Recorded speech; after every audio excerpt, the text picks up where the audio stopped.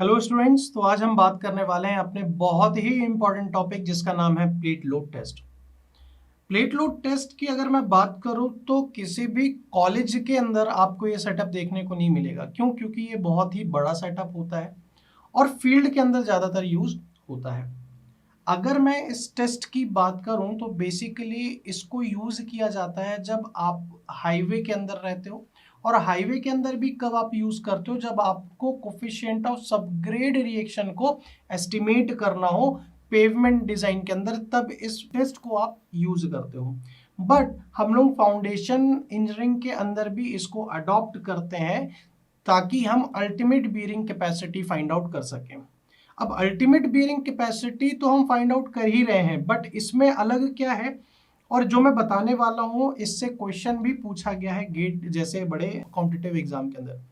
ये मात्र एक ऐसा टेस्ट है जो कि आपको अल्टीमेट बियरिंग कैपेसिटी शेयर के और सेटलमेंट दोनों के क्राइटेरिया के लिए ये आपको UBC of soil find out करके देता है। इसलिए ये थोड़ा सा और इसको इंपॉर्टेंट बताता है। मतलब अगर हम इनिशियली बात करें तो ये आपको हाईवे इंजीनियरिंग यानी पेवमेंट डिजाइन के अंदर coefficient of subgrade reaction find out करने के लिए मदद करता है। दूसरी चीज हम इसे फाउंडेशन इंजीनियरिंग के अंदर फाइंड आउट कर रहे हैं जिसमें कि हम यूबीसी फाइंड आउट कर रहे हैं, शेयर और सेटलमेंट क्राइटेरिया दोनों के लिए। ठीक है, तो आइए बात करते हैं इसका प्रोसीजर कैसे होता है, उसको समझने की हम कोशिश करते हैं। सबसे पहले हम क्या करेंगे, इस टेस्ट के अंदर एक गड्ढा खोदेंगे। अब उस गड्ढे को किस तरीके से खोदेंगे, उसके लिए आपको जिस भी डायमेंशन का फाउंडेशन बनाना है, डिजाइन करना है, उसी डायमेंशन में आपको क्या करना पड़ेगा, आपको एक गड्ढा खोदना पड़ेगा। ठीक है, जिस गड्ढे की जो डायमेंशन होगी वो क्या होगी, डेप्थ होगी उसकी, और साथ ही साथ उसकी जो बिड्थ ऑफ प्लेट है, जो बिड्थ ऑफ प्लेट है एक्चुअल में जो पिट का बिड्थ है वो प्लेट के बिड्थ से 5 टाइम्स होगी। प्लेट के बिड्थ से 5 टाइम्स होगी आपके पिट की बिड्थ। कैसे होगी आइए मैं आपको डायग्राम के थ्रू बताता हूं। ठीक है, सपोज करिए ये आपकी क्या है, एक्चुअल में फुटिंग है, फाउंडेशन है, जो भी आपको कहना हो। ठीक है ना, बहुत ही इंपॉर्टेंट टेस्ट होता है ये। सपोज यहाँ पे लोड आएगा। ठीक है, ये आपका क्या है, ये आपका ग्राउंड लेवल है, ये आपका क्या है, ग्राउंड लेवल है। इसकी जो डेप्थ है वो कितनी होगी, डीएफ होगी, डेप्थ ऑफ फाउंडेशन हमने पढ़ा हुआ है। और ये क्या है, फुटिंग की विड्थ है। तो हमारी जो एक्चुअल कंडीशन होगी, हम जो आपका यहाँ पे गड्ढा खोदेंगे तो सबसे पहली बात तो हम इसी डेप्थ में खनेंगे, इसी डेप्थ में खनेंगे। और क्योंकि नाम आपको पता है प्लेट लोड टेस्ट, मतलब कि हमें यहाँ पे क्या करना है, यूज प्लेट का यूज करना है। ठीक है, तो यहाँ पे सेंटर में एक प्लेट होगी। अब ये सेंटर में प्लेट होगी, उस प्लेट की भी कुछ बिड्थ होएगी, कुछ ना कुछ तो इसकी बिड्थ होएगी प्लेट की। सपोज हम मान लेते हैं small P, capital B width और स्मॉल में पी। ठीक है, इसके 5 टाइम्स होगी क्या, पिट के बिड्थ के बराबर। ठीक है, प्लेट प्लेट की जो 5 टाइम्स होगी वो आपकी क्या होगी, इसकी बिड्थ होगी, ये आपकी डीएफ होगी। अगर इसके हम सेटअप की बात करें तो कुछ इस तरीके से सेटअप होएगा। यहाँ पे डायल गेजेस वगैरह आपके सेट होंगे। ठीक है, इस तरीके से कुछ सेटअप होगा जो कि मैं भी आप लोगों को बताऊंगा। ठीक है, ये जैक होगा जिसके हेल्प से आप क्या करेंगे, लोड को आप अप्लाई कर रहे होंगे। कुछ इस तरीके का सीन होएगा। ठीक है, तो हमने सबसे पहले क्या किया, हमने क्या किया, एक एक्सकवेट किया गड्ढा जो कि फुटिंग के ही सेम डायमेंशन के बेसिस पे था। क्यों क्यों हमने डेप्थ ऑफ फाउंडेशन गड्ढे की एक्सकवेशन जो ये पिट की उतनी रखी इसके बराबर, ताकि हमें जो भी एस्टिमेट करना है वो सेम लेवल पे एस्टिमेट कर सके। जहां पे फाउंडेशन रेस्ट कर रहा है वहीं की तो हमको एक्चुअल में कंडीशन पता करनी है, बियरिंग कैपेसिटी पता करनी है। ठीक है, तो जो मैंने दूसरी चीज क्या बोली आपकी, एक तो डेप्थ बोली, दूसरी चीज ये बोली कि जो आपकी बिड्थ ऑफ पिट रहेगी वो क्या रहेगी, 5 times of width of plate. ये कैपिटल पी कर दिया पिट की बिट और ये स्मॉल पी कर दिया काय की, प्लेट की। ये कंडीशन है। ठीक है, तीसरी चीज, जो ये आपकी प्लेट है वो आपकी कहां पे रखाएगी, सेंटर पे रखाएगी पिट की। अब इसको रखने से पहले हम क्लीनिंग वगैरह कर लेंगे, है ना, और थोड़ा सा जो प्लेटफॉर्म है उसको यूनिफॉर्म करने के लिए हम वहां पे सैंड की एक लेयर भी प्रोवाइड करा सकते हैं ताकि एक यूनिफॉर्म सरफेस बन सके। ठीक है, मान लीजिए कि आपने जब एक्सकवेट किया तो यहाँ पे कोई भी वाटर टेबल भी प्रेजेंट है वहां पे उस पर्टिकुलर लेवल पे, तो आप सबसे पहले क्या करोगे, वहां से वाटर को पंप आउट करोगे और पूरा का पूरा वहां का पानी जो है, मॉइस्चर है, वो हटाओगे, है ना, और कोशिश करोगे कि उसके नीचे वाटर लेवल आपका वहां पे आ जाए। ठीक है, चौथी चीज ये कि यहाँ पे जो आप प्लेट यूज कर रहे हो, इस मेथड के अंदर जो भी आप प्लेट यूज कर रहे हो वो या तो सर्कुलर होगी या तो स्क्वायर शेप में होगी। अब ये प्लेट है वो प्लेट काहे की होगी, वो माइल्ड स्टील प्लेट होगी। अब इसकी अलग अलग साइजेस आ सकती हैं, 30 आ सकती है, 30 सेंटीमीटर, 45, 60, 90 सेंटीमीटर की, और इसकी जो थिकनेस होगी वो 25 mm से स्टार्ट होगी। क्लियर है। अब जो इसका साइज है प्लेट का, वो किसके ऊपर डिपेंड करेगा, सॉइल के टाइप के ऊपर, जिस टाइप की सॉइल उस टाइप की। ये हमें हालांकि ये प्लेट लोड टेस्ट की अगर मैं बात करूं तो ये IS कोड 1888 हमें ये बताता है। ठीक है, हम लोग ज्यादातर 1982 पढ़ते हैं, 1982 से ये सारी जानकारी लाते हैं। ठीक है, नॉर्मली क्या होता है कि हम स्मॉल साइज प्लेट को यूज करते हैं डेंस या फिर स्टिफ सॉइल के लिए, और जब लार्ज प्लेट की बात करें तो जब वहां पे लूज और सॉफ्ट सॉइल होती है तो हम वहां पे यूज करते हैं किसका, लार्ज प्लेट का। ठीक है, अब बात आती है कि यहाँ पे आप लोड किस तरीके से अप्लाई करते हो। तो लोड यहाँ पे जो आप अप्लाई करते हो वो हाइड्रोलिक जैक मैकेनिज्म के थ्रू करते हो। ठीक है, अब यहाँ पे क्या होता है, अब जो लोड आप प्रोवाइड कर रहे हो या तो ग्रेविटी लोडिंग होगी या तो फिर ट्रस लोडिंग होगी। ठीक है, अब ग्रेविटी लोडिंग क्या होती है उसको मैं थोड़ा सा आपको दिखाने की कोशिश करता हूं। ग्रेविटी लोडिंग की अगर मैं बात करूं, ग्रेविटी लोडिंग की मैं अगर बात करूं तो ये सबसे पहले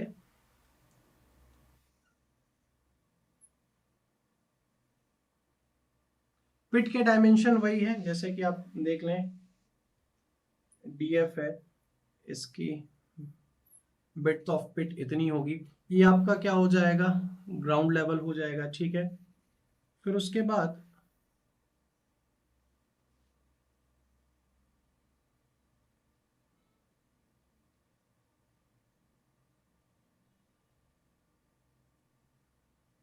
ये आपका क्या हो जाएगा, ये प्लेटफॉर्म है ना, ये आपका प्लेटफॉर्म होगा। प्लेटफॉर्म से आपका क्या लगा रहेगा, आपकी ये प्लेट लगी रहेगी और प्लेट में आपके डायल गेज रहेंगे, एक इधर और एक इसके जस्ट पीछे जो कि आपको दिख नहीं रहा है। ये क्या है, आपका हाइड्रोलिक जैक है, हाइड्रोलिक जैक है। ठीक है, ये जो प्लेटफॉर्म है आपका, ये जो प्लेटफॉर्म है ये आपका आई सेक्शन है। ठीक है ना, ये जो प्लेटफॉर्म है आपका ये आई सेक्शन है। ठीक है, ठीक है। अब इसके ऊपर, अब क्योंकि ग्रेविटी लोडिंग है तो आप ग्रेविटी का यूज कर रहे हो, ग्रेविटी फोर्स का यूज कर रहे हो, तो यहां पे हम ट्रेडिशनली क्या करते थे, सैंड बैग का यूज करते थे। किसका, सैंड बैग का यूज करते थे। तो सैंड का एक वेट होएगा, ड्यू टू ग्रेविटी कुछ ना कुछ वेट तो होगा, तो यहाँ पे आप सैंड बैग यूज करते हो। ठीक है, तो जितना भी लोड आपका आएगा प्लेट लेगी, यहाँ पे डायल गेजेस के थ्रू आपको दिख जाएगा। ठीक है, पहली टाइप की लोडिंग तो ये होगी। दूसरी टाइप की लोडिंग क्या हो जाती है, ट्रस लोडिंग। ट्रस लोडिंग के अंदर आप क्या करते हो, सपोज ये मैं हाइड्रोलिक जैक बना रहा हूं, इसको मैं शो कर रहा हूं सिर्फ यहां पे, उसके ऊपर ये आपका प्लेटफॉर्म है ऑब्वियसली, यहां से आपका ट्रस जो है, ट्रस कुछ इस तरीके से ट्रस के फॉर्म में ये आप लोडिंग प्रोवाइड करते हो।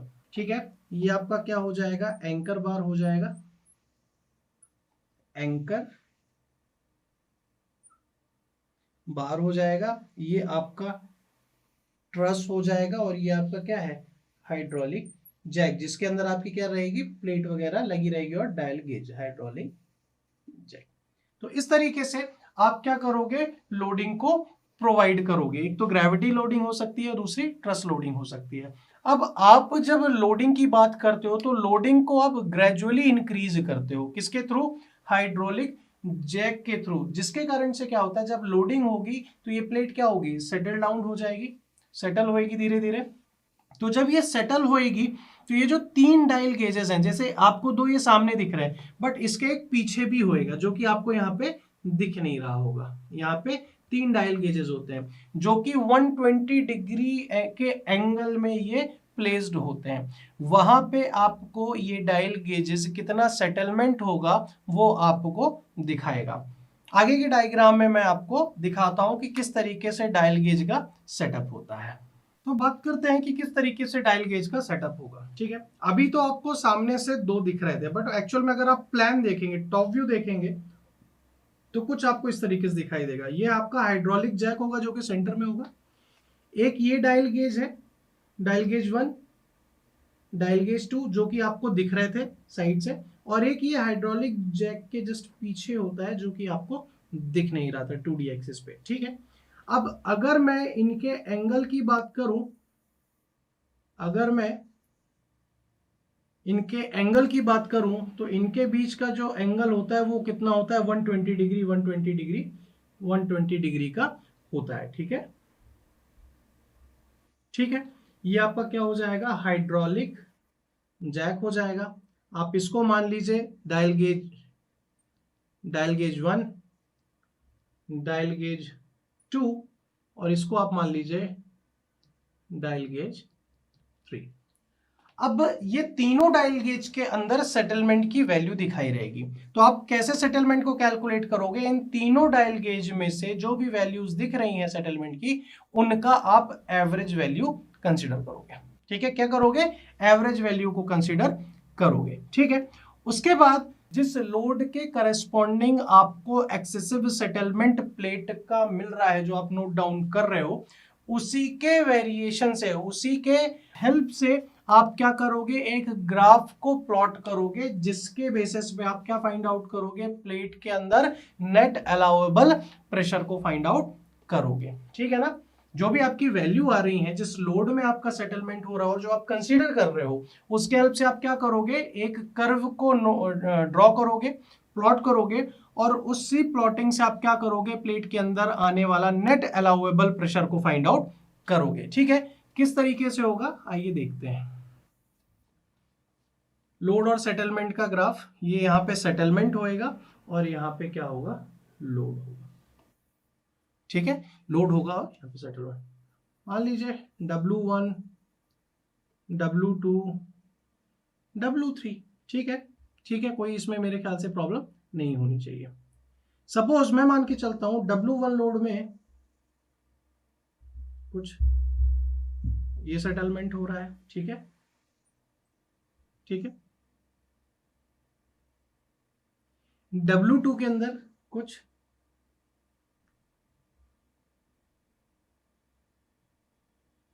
और W इस तरीके से सेटलमेंट हो रहा है। ठीक है, इसको आप कुछ इस तरीके से भी कर सकते हो कि आपको ये फेलियर पता चल जाएगा। फेलियर कैसा, कि आपका ये जनरल शेयर फेलियर है, लोकल शेयर फेलियर है, या फिर पंचिंग शेयर फेलियर है। ठीक है, जनरल शेयर फेलियर मैं आपको एक बार रिमाइंड करा दूं। अगर मैं जनरल शेयर फेलियर की बात करता हूं तो लो कंप्रेशन वाली जगह पे, यानी जहां पे डेंस सैंड होती है या फिर स्टिफ क्ले होती है, वहां पाया जाता है। लोकल शेयर फेलियर की बात करूं तो जो मीडियम सैंड होती है या फिर सिल्ट के लिए जब हम बात करते हैं तो वहां, और पंचिंग के लिए जब बात करेंगे तो लूज सैंड पे। तो इसके थ्रू जो आपने नेट अलाउएबल प्रेशर की बात की या फिर अलाउएबल प्रेशर की बात की, उसके फॉर्मूले के ऊपर अगर आप जाते हो तो क्या हो जाएगा, क्या हो जाएगा, W अपॉन AP, मतलब load corresponding to excessive settlement to the area of plate, where QAP is equal to what? QAP is nothing but the allowable pressure on plate. ठीक है, तो इस तरीके से तो आपने क्या कर लिया, एक अलाउएबल प्रेशर को फाइंड आउट कर लिया। जब आपके पास प्रेशर आ गया तो आप अब यहां से अल्टीमेट बियरिंग कैपेसिटी को फाइंड आउट कर सकते हो। तो किस तरीके से ultimate bearing capacity find out करेंगे? सबसे पहले हम यूबीसी फाइंड आउट करते हैं, यूबीसी फाइंड आउट करते हैं on share criteria, share criteria. ठीक है, काहे की बात करेंगे? शेयर क्राइटेरिया की बात करेंगे। तो हमें कर्व से जो भी अलाउबल प्रेशर प्लेट में मिला उससे क्या एक ऑब्टेन हुई, हम क्या ऑब्टेन करेंगे? फर्दर यूबीसी फाइंड आउट करेंगे। ठीक है, तो अगर मेरे पास कोहेसिव सॉइल है, अगर मेरे पास कोहेसिव सॉइल है, फॉर कोहेसिव सॉइल, ठीक है ना, फॉर कोहेसिव सॉइल, तो क्या होगा? जो भी अलाउबल प्रेशर होगा फुटिंग के अंदर वो किसके बराबर हो जाएगा? प्लेट में जितना अलाउबल प्रेशर होगा। मैं क्या मान के चल रहा हूं कि जो मेरा फुटिंग में प्रेशर होएगा, अलाउबल प्रेशर होगा, वो किसके बराबर होगा? जितना प्लेट के अंदर आ रहा है। भाई प्लेट के अंदर कितना आ रहा है? भाई हम उसी डायमेंशन का गड्ढा किया ना, उसमें वही प्लेट डाले, तो प्लेट में जितना अलाउ कर रहे हैं हम प्रेशर उतना ही फाउंडेशन में आएगा, तो ये क्या हो जाएंगे? इक्वल हो जाएंगे। ठीक है, तो ये क्या हो जाएगा आपका?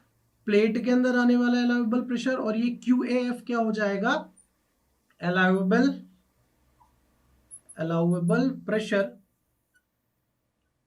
अलाउबल प्रेशर ऑन फुटिंग, जो कि आपका यूबीसी भी कह सकते हो आप इसको।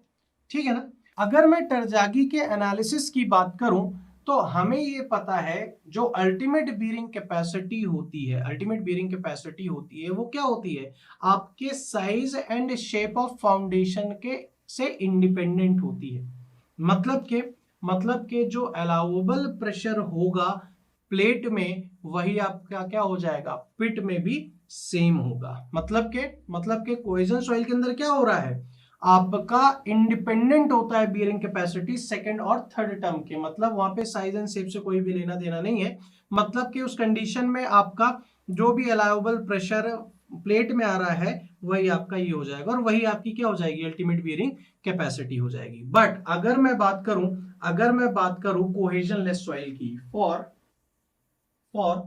कोहेजन लेस सॉइल की बात करूं तो मुझे ये पता है कोहेजन लेस सॉइल के अंदर हम टरजागी के थर्ड टर्म की बात करते थे। थर्ड टर्म क्या होता था? Half B into gamma into N gamma, where gamma क्या है आपका? कांस्टेंट है, गामा आपका क्या है? कांस्टेंट है, और बी क्या है आपका? प्रोपोर्शनल हो, बी क्या आपका क्या होगा? प्रोपोर्शनल होगा।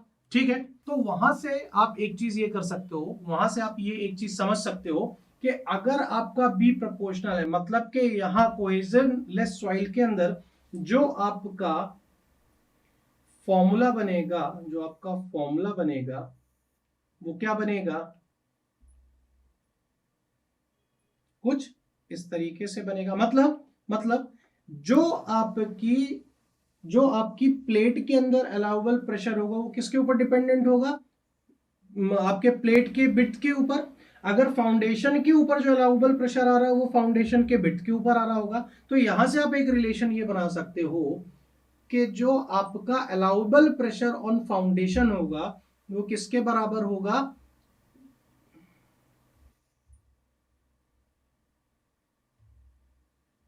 ये इसके बराबर होगा। ठीक है, QAF इज इक्वल टू क्या हो जाएगा आपका? यहाँ पे BP नीचे आ जाएगा, BF ऊपर चला जाएगा, QAP हो जाएगा। तो इस तरीके से आप अलाउबल प्रेशर ऑन फाउंडेशन निकाल सकते हो, यानी कि अल्टीमेट बियरिंग कैपेसिटी निकाल सकते हो। बट यहाँ पे एक लिमिटेशन है कि ये जो पूरा का पूरा इक्वेशन है वो किसके लिए वैलिड है? वो वैलिड तब है जब आपकी फाउंडेशन की विड्थ आपकी 5 टाइम्स होगी प्लेट के विड्थ के बराबर, तब ये इक्वेशन आपका क्या होगा? वैलिड होगा। ठीक है, क्यों? क्योंकि जो आपने QAP कैलकुलेट किया है वो किस विड्थ के लिए किया है? 5 times of width of plate के लिए किया है। अगर आपका फाउंडेशन उस विड्थ के 5 BP से ज्यादा होता है तो वहां पे चीजें चेंज हो जाएगी, वहां पे लोड भी चेंज हो जाएगा, वहां पे आपकी विड्थ भी चेंज हो जाएगी। ठीक है, तो इस तरीके से आपने यूबीसी को शेयर क्राइटेरिया के लिए फाइंड आउट किया, कोहेसिव सॉइल के लिए और और कोहेजनलेस सॉइल के लिए। कोहेसिव सॉइल के लिए क्या चीज निकली कि आपका सेकंड और थर्ड टर्म का टरज़ागी इक्वेशन से इंडिपेंडेंट होता था, तो फर्स्ट टर्म से ये इक्वेट कर लेंगे। कोहेजनलेस सॉइल के अंदर थर्ड टर्म के ऊपर डिपेंड करता था, बी यहाँ पे प्रोपोर्शनल है, मतलब लोड किसके ऊपर प्रोपोर्शनल होगा, बी के ऊपर, तो हमने प्लेट और फाउंडेशन के टर्म में लिख लिया बिड्थ को, और यहाँ से आपने फाउंडेशन के अलाउबल प्रेशर को ये फाइंड आउट कर लिया। बट ये फाइंड आउट कब हुआ, जब आपकी कंडीशन क्या बनेगी, ये बिड्थ ऑफ प्लेट 5 टाइम्स होगी फुटिंग के बिड्थ के बराबर। तो आइए अब बात करते हैं कि सेटलमेंट क्राइटेरिया के लिए हम किस तरीके से बियरिंग कैपेसिटी को फाइंड आउट करेंगे, उसका प्रोसीजर देखते हैं। तो बात करते हैं कि क्या प्रोसीजर होगा बियरिंग कैपेसिटी को फाइंड आउट करने का अगर हम सेटलमेंट क्राइटेरिया के बारे में बात कर रहे हैं। तो ठीक है, अब हम बात किसके लिए कर रहे हैं, सेटलमेंट क्राइटेरिया के लिए बात कर रहे हैं, जब हमें बियरिंग कैपेसिटी को फाइंड आउट करना है।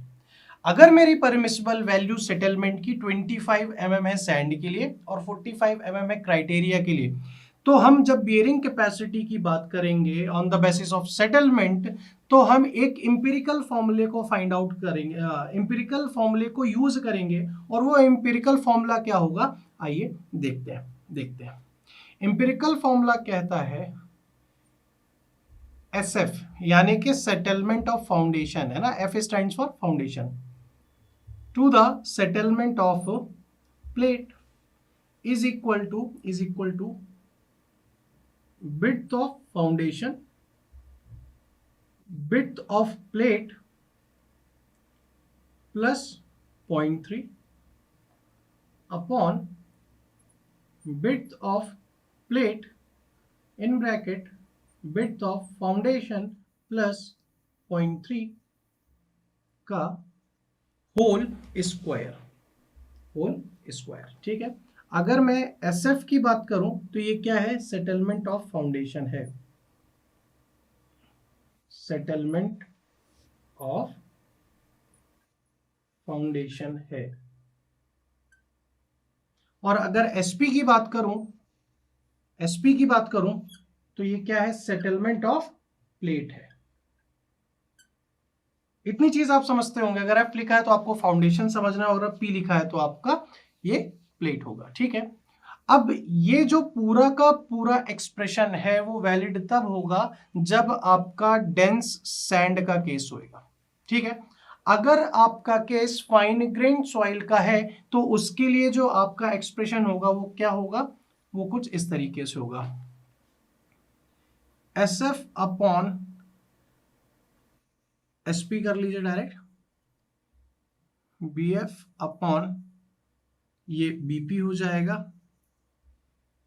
इसका स्क्वायर तो नहीं होगा बट ये क्या हो जाएगा n+1, where n is equal to 0.5 and n is equal to 1। अब 0.5 किसके लिए हो जाएगा, फॉर सिल्ट, और अगर क्ले की बात करेंगे तो n की वैल्यू क्या हो जाएगी, 1 हो जाएगी।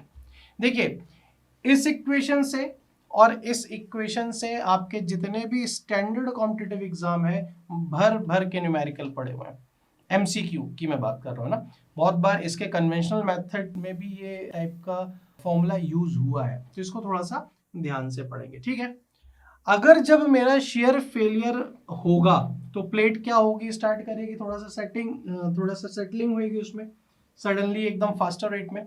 तो जब वो फास्टर रेट की बात करेंगे तो वो कब होगा, जब वो डेंस या फिर स्टिफ सॉइल होगी। जबकि लूज सॉइल होगी तो फेलियर आपका जो होगा वो थोड़ा सा प्रोग्रेसिव होगा, है ना, और लोड और प्रेशर के रेशियो में आप देखेंगे उस चीज को। ठीक है, तो इन सारी चीजों का ध्यान रखेंगे प्लेट लोड टेस्ट के अंदर के किन किन चीजों का ध्यान रखना है जब आप शेयर फेलियर की बात करें, जब आप सेटलमेंट की बात करें। क्योंकि बहुत बार ऐसा होगा कि आप सेटलमेंट को शेयर से और शेयर को सेटलमेंट से आप मिक्स कर देंगे और वहां चीजें खराब हो जाएंगी। तो आई होप आप लोगों को प्लेट लोड टेस्ट समझ में आया होगा, दोनों कंडीशन में किस तरीके से बियरिंग कैपेसिटी फाइंड आउट करते हैं वो भी, उसका प्रोसीजर भी IS 1888 1982 यूज करते हैं। तो आज के लिए इतना ही, थैंक यू वेरी मच।